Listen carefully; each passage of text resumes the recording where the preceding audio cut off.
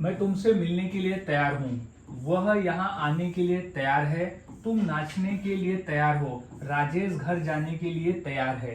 So welcome back to my channel guys. और आज के इस वीडियो में हम इसी तरह के वाक्यों की इंग्लिश सीखने वाले हैं जहां कर्ता किसी कार्य के लिए तैयार है। तो सेम टाइप के वाक्य की इंग्लिश आज हम सीखने वाले हैं जहां आखिरी में रहेगा कि तैयार है, तैयार हो या तैयार हूं। तो आज हम ऐसे ही वाक्य की इंग्लिश आसानी से सीखेंगे और अंत तक बने रहे ताकि ऐसे वाक्य को इंग्लिश में कैसे बनाते हैं ये आप आसानी से समझ जाए। सो गाइस, सबसे पहले हम बात कर लेते हैं उस फॉर्मूले की कि वो कौन सा फॉर्मूला है जिसके आधार पर हम इस तरह के वाक्य को आसानी से इंग्लिश में बनाना सीख जाएंगे। तो सबसे पहले हम उस फॉर्मूले को अच्छी तरह से समझ लेते हैं।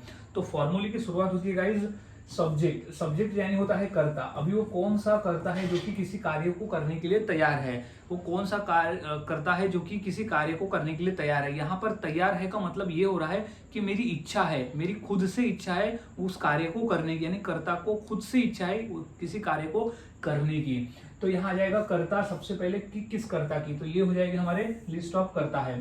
फिर प्लस एम इज आर। अब कर्ता के साथ एम इज और आर लगेगा, तो अब किस कर्ता के साथ हमें एम लगाना है, किसके साथ इज लगाना है और किसके साथ आर लगाना है, ये हम इस बॉक्स से समझ लेते हैं। अगर हमारा सब्जेक्ट रहता है आई तो हम एम लगाएंगे, अगर हमारा सब्जेक्ट रहता है यू तो हम आर लगाएंगे, वी रहता है तो आर लगाएंगे, दे रहता है तो आर लगाएंगे, ही रहता है तो इज लगाएंगे, शी रहता है तो इज लगाएंगे, इट रहता है तो इज लगाएंगे, और किसी का नाम जैसे राजेश नेहा कोई भी नाम हो सकता है तो हम उसके साथ में इज लगाएंगे। तो हमने अब टेबल फॉर्म से समझ लिया कि किस सब्जेक्ट के साथ हमें एम इज और आर को लगाना है। अब प्लस यहाँ आ जाएगा विलिंग टू। अब गाइज ये विलिंग टू का ही मतलब होता है कि तैयार हूं, तैयार है या तैयार हो। यहाँ विलिंग टू का ही मतलब होता है तैयार होना। तो विलिंग टू जो है वो कॉमन रहेगा, उसी जगह पे रहेगा, वो कभी बदलेगा नहीं क्योंकि उसी का मतलब होता है कि तैयार रहना। तो विलिंग टू का ही मतलब होता है कि तैयार हूं। तो ये रट लेना है, विलिंग टू का मतलब होता है कि तैयार रहना, क्योंकि यही आने वाला है, यही कॉमन रहने वाला है। प्लस V1, V1 यानी होता है क्रिया। अब किस क्रिया को करने के लिए मैं तैयार हूं, किस क्रिया को करने के लिए वो तैयार है, वो V1 में आ जाएगा। प्लस ऑब्जेक्ट बचा हुआ भाग। तो हमारा कंप्लीट फॉर्मूला बन रहा है subject plus am is are plus willing to plus V1 plus object यानी बचा हुआ भाग। अब हमने फॉर्मूला समझ लिया, अब हम वन बाय वन वाक्यों को बनाना सीखते हैं। सबसे पहले वाक्य है कि मैं तुमसे मिलने के लिए तैयार हूं, मैं तुमसे मिलने के लिए तैयार हूं, मेरी इच्छा है, मैं तुमसे मिलने के लिए तैयार हूं। तो क्या हो जाएगा, सबसे पहले हमारा सब्जेक्ट आएगा तो आई। मैं का क्या मतलब होता है आई, क्या फिर आई के बाद क्या लगाते हैं एम, तो आई एम, फिर क्या हो जाएगा विलिंग टू। तो यहाँ विलिंग टू जो है वो कॉमन है, तो आई एम विलिंग टू यानी मैं तैयार हूं। आई एम विलिंग टू क्या करने के लिए, मिलने के लिए, किससे, तुमसे मिलने के लिए। तो क्या हो जाएगा, मिलना को हम कहते हैं मीट, मीट यानी मिलना। तो मैं तुमसे मिलने के लिए तैयार हूं, तो I am willing to meet you, I am willing to meet you, मैं तुमसे मिलने के लिए तैयार हूं, तो I am willing to meet you. अब वह यहाँ आने के लिए तैयार है, वह उसकी इच्छा है, वह यहाँ आने के लिए तैयार है, ये उसकी इच्छा है। तो इंग्लिश हो जाएगी वह के लिए क्या यूज करेंगे हम, वह अगर लड़का रहता है तो ही की यूज करते हैं, लड़की रहती है तो शी का। अगर यहाँ लड़का है तो हम कहेंगे ही, तो ही के बाद हमारा क्या लगता है इज, तो इज लग जाएगा यहाँ पर, ही इज। अब क्या होगा, विलिंग टू यानी इच्छा है, तो ये हो जाएगा विलिंग टू यानी इच्छा है। तो मेरी इच्छा यानी तैयार हूं मैं, क्या है, वह आने के लिए तैयार है, तो he is willing to come. Come यानी होता है आना। अब कहाँ आना, तो यहाँ आने के लिए, तो कम हियर, वह यहाँ आने के लिए तैयार है, तो उसकी इच्छा है कि वह आने के लिए तैयार है। तो गाइज इस तरह से वाक्य बनाए जाते हैं और बोले जाते हैं। कुछ और वाक्य देख लेते हैं और आसानी से समझने के लिए, जैसे कि तुम नाचने के लिए तैयार हो, तुम नाचने के लिए तैयार हो, तो तुम की इंग्लिश क्या हो जाएगी यू। तो हो जाएगा, सबसे पहले हम लिख देंगे यू, सबसे पहले लिख देंगे यू। अब एम इज आर में से क्या लगने वाला है, तो एम इज आर में से लगता है आर, तो क्या हो जाएगा यू आर। तो क्या तैयार है, विलिंग टू, विलिंग टू यानी वह तैयार है। तो विलिंग टू क्या करने के लिए, नाचने के लिए, विलिंग टू डांस यानी नाचने के लिए तैयार हो।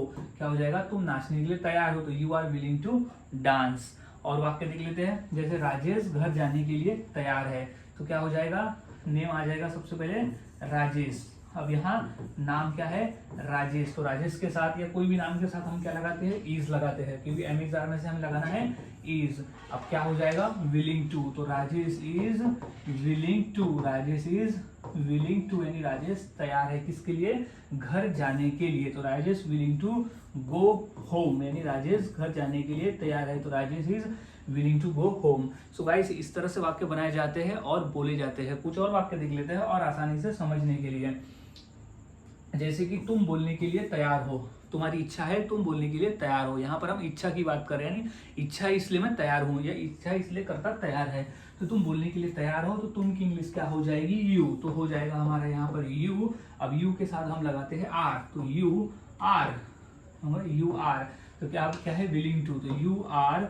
विलिंग टू यानी तुम तैयार हो, यू आर विलिंग टू। अब तुम तैयार हो किस लिए तैयार हो, बोलने के लिए, तो बोलना को हम इंग्लिश में कहते हैं स्पीक, तो तुम बोलने के लिए तैयार हो तो विलिंग टू स्पीक, तो you are willing to speak यानी तुम बोलने के लिए तैयार हो, तो you are willing to speak. अब वह सीखने के लिए तैयार है, वह सीखने के लिए तैयार है, तो पिछले बार हमने ही लगाया था तो हम शी लगा देते हैं अभी, तो शी लगा देते हैं, तो हो जाएगा शी।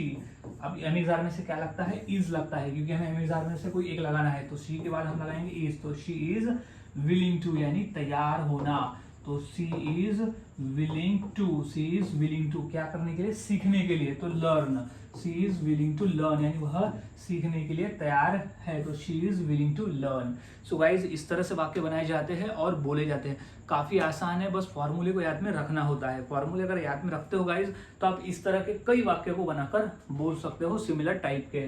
तो अब इसी फॉर्मूले के आधार पर मैं दो वाक्य देता हूँ, इसकी इंग्लिश क्या होगी मुझे मेरे कमेंट सेक्शन में जरूर बताएं। जैसे मैं खाना बनाने के लिए तैयार हूँ और तुम बोलने के लिए तैयार हो, तो ये दो वाक्य की इंग्लिश मुझे कमेंट करके जरूर बताएं कि क्या होगा। और इसी तरह के आपको 100 वाक्यों की भी प्रैक्टिस करनी होगी, क्योंकि जब तक आप प्रैक्टिस नहीं करोगे आपको नहीं आएगा। और हाँ गाइज एक एडिशनल इन्फॉर्मेशन कि मैंने ऐसे ही 300 फॉर्मूलेज तैयार की इंग्लिश के, जो कि हम रोजाना बोलते हैं, ऐसे 300 फॉर्मूलेज आपको एक पीडीएफ फॉर्म में मिल जाएगा, जो कि मैंने खास आपके लिए तैयार किया हुआ है, जो मात्र आपको 150 रुपीज में यहाँ पर मिलने वाला है। तो आप इंटरेस्टेड हो अगर पीडीएफ के लिए, तो आप मुझसे इस नंबर पर व्हाट्सएप में कॉन्टैक्ट कर सकते हो। सो गाइज मिलता हूँ ऐसे ही और नए फॉर्मूले के साथ अगली वीडियो में, तब तक के लिए चैनल के साथ बने रहे, वीडियोस को देखते रहे और इसी तरह से इंग्लिश सीखते रहे।